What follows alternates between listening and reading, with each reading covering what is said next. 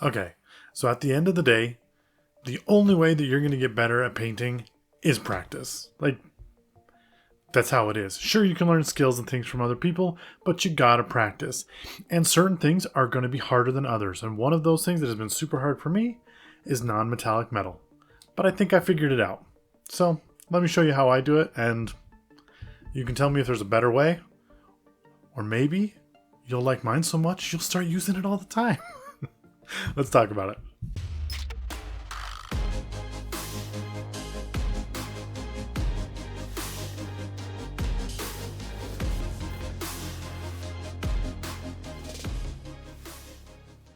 There are a lot of forces that can drive you to get better at something. And today, the force that drove me to get better is rage. Use your anger. And I say that because there's this guy. His name's Corey. Corey Paints. Okay, I'll put a link to his Instagram below. He painted the same model that I am painting, which is the Juggernaut. Okay, I have talked about this a little bit before. It's from the new Next Wave set that came out for Infinity, and it's an awesome set. Infinity sent me the Juggernaut and like a starter pack for the army. Corey Paints posted a picture of the Juggernaut, and he posted it in the Discord that we're a part of before he was even remotely done, and he was just starting to do the gold metallic metal on the Juggernaut, and I thought, wow, that looks really good. Okay, and then a few days after that, he posted the actual thing completely done, and I was furious because I thought, that looks so good. I've never painted anything that looks even close to that. And instead of just letting that discourage me, I let that rage fuel me into doing something that I never thought I was going to be able to do, and that is paint an entire model in non-metallic metals, and not your standard metals like silver, bronze, or gold. No, I chose red. And honestly, it turned out way better than I thought it was going to. To show what I'm doing, I just kind of wanted to let you know how I base coated this thing first and the colors that I'm using right now. So first off, base coat was all in the Sanguine Shadow from P3. Love this stuff. I think it's a fantastic red. And then I'm trying to build up to this gold or bright red in the middle. And to do that, here, I'll actually show you my palette. What I'm doing is I'm going from the Sanguine Red to Khador Red. And then I am kind of pushing that all over into the Ember Orange from P3, which is this right here, which allows me to get that nice kind of red gold glow. So as I was kind of getting ready on doing this, I kind of wanted to explain how I go through this process, right? So basically, I have my base color, I have my medium color, and I have my ultimate highlight. And what I like to do is I like to put them together on the palette and blend them to the point where I have a nice transition. And it doesn't have to be perfect. You can feather and you can do things in between to make it look better. But basically, I go from my Sanguine to my Khador Red, and so I want to go from darker to a little bit lighter, and then from this color, light, to a little bit lighter, and just kind of blend them together. So I have this nice range that I just kind of messed up right there. But I like to have it down and on the wet palette in front of me so that I can hold my model next to it and be like, oh, I need this color here, and just this helps me to know what colors I have to work with.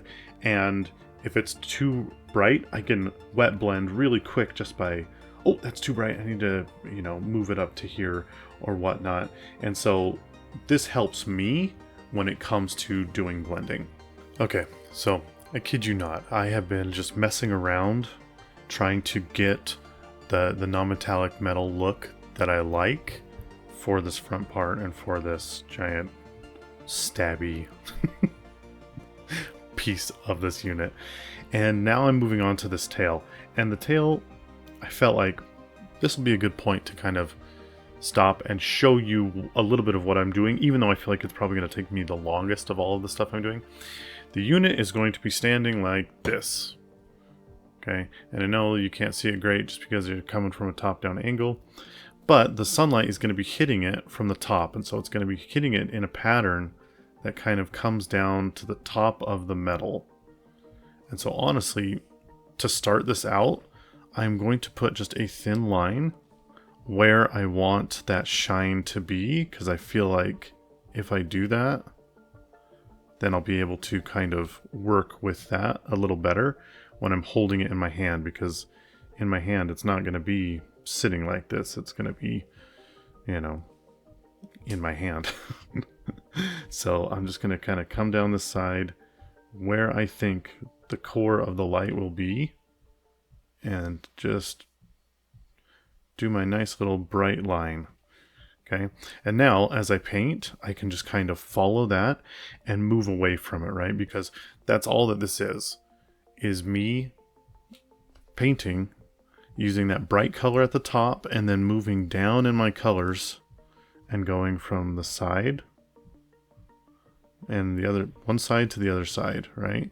You got your brightest in the middle. And obviously this, I'll probably go one segment at a time, because truth be told, I don't know what I'm doing. I'm just kind of figuring this out as I go. But one of the beautiful things about that is you can also do wet blending as you go. And so as long as that paint stays wet and you move in with your next color, the blends come out and they're pretty smooth. And then you just keep moving more and more and more. And I like to start on top of the other color and move off, just because, like I said, with that wet blend, it makes it so easy to just make it look like it's the right color. And if you notice, there's still going to be some cross between, like you can clearly see where I started with my red moving over to the top of that.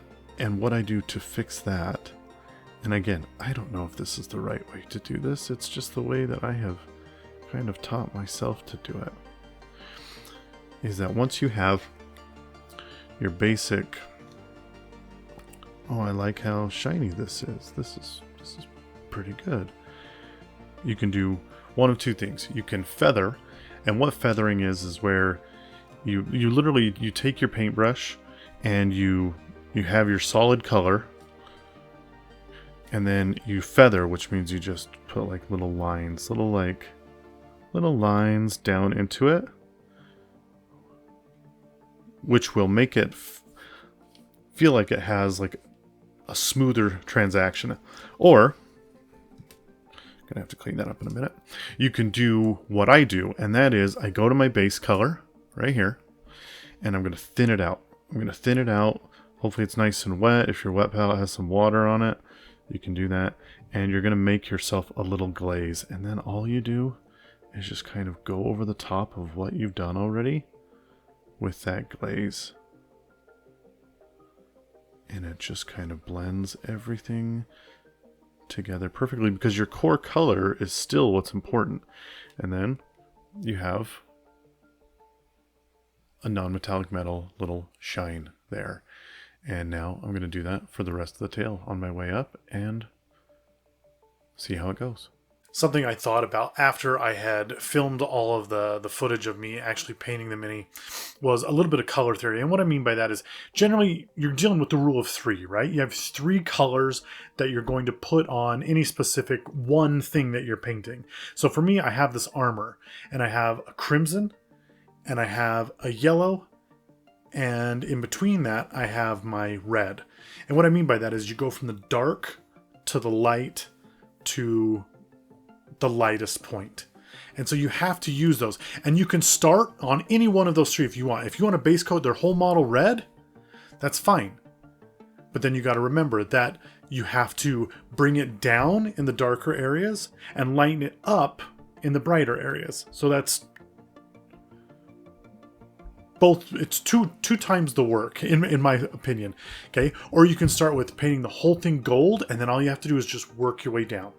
Okay, and you just go from that gold or the yellow down to the red to the crimson. Or the way that I like the most is you base coat the model in the darkest color of your trio.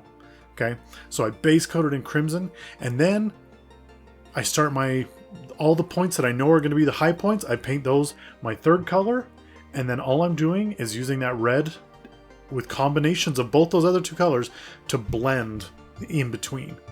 And for me, that was just easier way to do it, you know, because I thought all the hard corners to get into, they're already dark, so I don't have to worry about them. And so that's my thought process. Start with your darkest color, base coat it in that, and then just work your way up instead of working some up and some down, which I think is just confusing. And if you start with the bright color, well, you're going to have to deal with all those dark crevices and things like that later on. So that's my little spiel on color theory and why I base coat with the darkest color first. Okay, I get it now. I get why people hate non-metallic metal. And the answer is simple. It just takes forever. But I mean, it looks so good that you're like, I gotta keep doing it. But it takes forever. And something just kind of to point out as I'm still painting this, something that I'm learning. It's not enough to just do your areas where you have your light and things like that. You also need to do edge highlighting. And I mean in that brightest color. It just makes everything come alive. And just kind of a good example of that is this front plate right here. I went along the edges and did that highlight just on the top and all the way down to the sides. And it just looks like it's shiny. like isn't that the point, right? And along these edges here where you're doing those sharp edges, you can do that bright line, that bright shiny line all along there and all along them. And so yeah, just something I kind of have learned while doing this process. And I still got a long ways to go. And something to just kind of plug in here really fast. The inner workings of the Juggernaut, like the corded nanotech or whatever that is in there, the muscle looking parts of this creature, I just used metallics from TurboDork. TurboDork's awesome, and they got metallics in every freaking color, from bright pink to color shifting blue and purple to green and stuff like that. And I thought to myself, it is not a sin to use both non-metallic metal and true metallic metal. Make it look good, right? That's the goal. And sure, maybe you want the challenge of not using both. For me, I just wanted to get better at a skill, which is why I did the non-metallic metal. But the pieces that are underneath that, I thought the true metallics, as long as you got the colors that you want, go ahead and use them. Okay? It's up to you how do you do it, but I think it works really, really well, and I love the TurboDork paints. They're just easy to use, and like I said, awesome colors.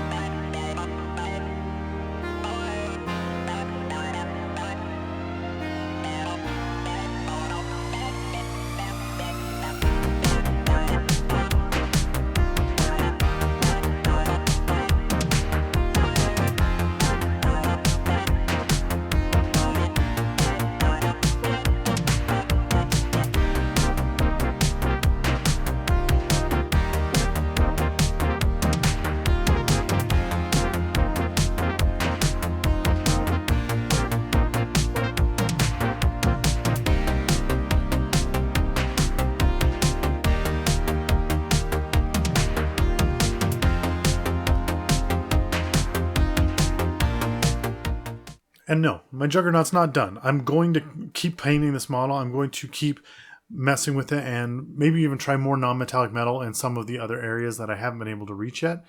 I don't know. But I'm super happy with the skill that I've now gained. And you might think to yourself, you don't need to learn non-metallic metal. But the funny thing is that if you want to get good at painting, blending, guess what? It's non-metallic metal.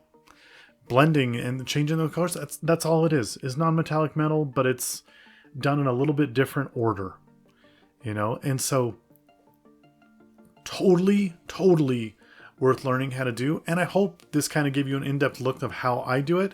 And like I said, I could totally be doing it wrong. This was just the way that I thought worked easiest for me, you know? And I've seen people do, like, they'll block out the colors. They'll have their They're dark, they're medium, and they're light, just sitting next to each other with like straight lines.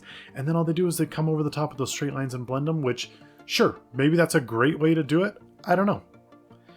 If you know a better way, I would love to hear how you do non-metallic metal. Am I right on with how you're doing it? Is there something that you do a little differently? Please let me know in the comments below. For right now, this is how I'm going to do it, and I'm going to stick to it. And hopefully, just with more time and more practice, I do get way faster at it. I do get better at it, and it does look smoother. But for my first model that I've done the whole thing that way, I am super, super happy with this. So if you like this content and you stuck around this long, please like, subscribe, drop a comment down below. Let me know who you are. I'd love to get to know everyone who's interested in this hobby, because I am super interested in it. And I love meeting people and talking to people that have the same interests as me. Imagine that, right? So, thank you for your time. And as always, don't spend so much time building your world, painting your models, that you forget to spend some time with them. Until next time.